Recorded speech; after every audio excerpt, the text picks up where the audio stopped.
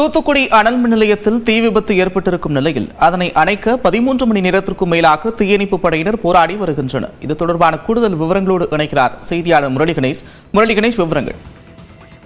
நந்தா, நேற்று இரவு சுமார் 10:30 மணி அளவுல தூத்துக்குடி அனல் மின் நிலையத்துல கட்டுப்பாட்டு அறையில ஏற்பட்ட தீ விபத்தின் காரணமாக கட்டுப்பாட்டு அறைக்கு கீழ் இருக்கக்கூடிய எலக்ட்ரிக்கல் வயர் அதிகம் இருக்கக்கூடிய பகுதியில தீ விபத்து என்பது ஏற்பட்டிருக்கிறது.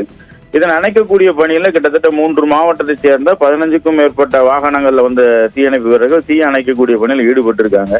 தீ கட்டுப்பாட்டுக்குள்ள கொண்டு வரப்பட்டிருந்த போதும் இந்த எலக்ட்ரிக்கல் வயர்ல இருக்கக்கூடிய தீ பற்றியதன் காரணமாக புகை மண்டலமா அந்த பகுதியில காட்சியளிக்கிறது. தொடர்ந்து புகை மூட்டமா இருக்கிறதுனால தீ அணைக்கக்கூடிய பணியில, அதாவது தீ அளவுக்கு அதிகமா அந்த மாதிரி இல்ல, அதே சமயத்துல என்னன்னா அந்த பகுதியில் இருக்கக்கூடிய முழுமையா தீ அணைக்கக்கூடிய பணியில தீயணைப்பு வீரர்களால ஈடுபட முடியல.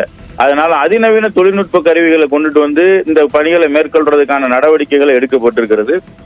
கடந்த சில நிமிடங்களுக்கு முன்பாக தூத்துக்குடி மாவட்ட ஆட்சியர் இளம் பகவத் விபத்து நடந்த பகுதிக்கு சென்று பார்வையிட்டு இருக்காங்க. பார்வையிட்டு அதிகாரிகளுக்கு தேவையான நடவடிக்கைகள் இருக்கிறதாக தீயணைப்புத்துறை அதிகாரிகளுக்கு ஏற்பாடு செஞ்சு கொடுத்திருக்காங்க. அந்த அடிப்படையில மதுரை போன்ற நகரங்கள்ல இருந்து அதிநவீன தொழில்நுட்ப கருவிகளும் வர்றதுக்கான ஏற்பாடுகள் நடைபெற்று வர்றதா தெரிய வந்திருக்கிறது. நந்தா, தற்போது புகை மண்டலமாக காட்சியளிக்கிறதை தவிர தீ ஓரளவு கட்டுக்குள்ளதான் கொண்டு வரப்பட்டிருக்கிறது. நந்தா, நன்றி முரளி கணேஷ், விவரங்களுக்கு.